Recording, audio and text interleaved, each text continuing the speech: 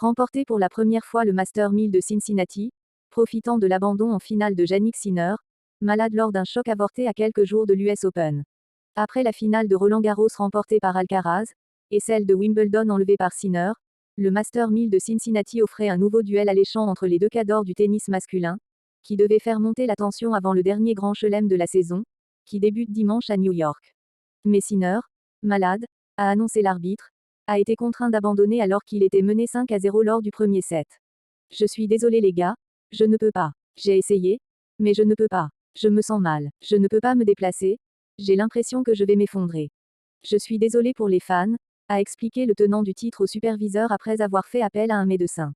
Je me sens mal depuis hier. Je pensais que ça irait mieux après la nuit mais c'était pire.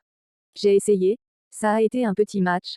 Je suis très déçu pour vous et désolé, a-t-il ajouté au micro du stade lors de la cérémonie.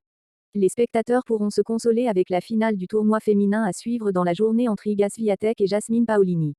Soigne-toi bien, c'est le plus important, a tout de suite lancé Alcaraz à son grand rival après son abandon, validant malgré tout son 9e succès contre l'Italien en 14 affrontements. Sans combattre, l'Espagnol a ainsi remporté son 22e titre sur le circuit, le 6e cette saison, et le 8e en Master 1000 depuis le début de sa carrière. Il a mis fin lundi à la série de 26 succès sur dur de Sinner, qui n'avait plus perdu sur cette surface depuis la finale de la TP 500 de Pékin l'an passé, contre Alcaraz déjà.